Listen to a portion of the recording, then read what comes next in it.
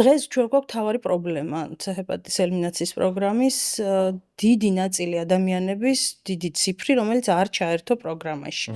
აქ ყავს რამდენიმე ტიპის ადამიანები.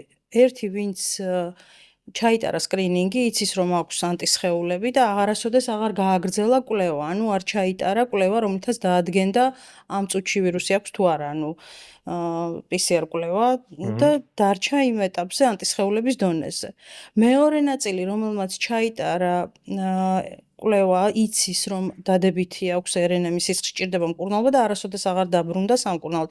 ჯამში ეს ხალხი 30,000-ზე მეტია. ეს იმხელა ციფრია, რომ ზოგ ქვეყანას საერთოდ ამდენი ინფიცირებულიც კი არ ყავს. და მესამე ნაწილი, რომელიც არასოდეს არ იტარებს ტესტირებას. აი ამ ხალხისგან შედგება ის ნაწილი ჩვენი მოსახლეობის, სადაც ვერ მოხდა ამ ვირუსთან გამკლავება.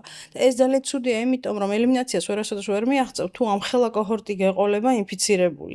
იმიტომ რომ ცეჰეპატიტით შეიძლება რეინფიცირდე და ესე ხდება, ჩვენ ხედავთ უკვე მეორედ, მესამედ დაბრუნებულ პაციენტებს.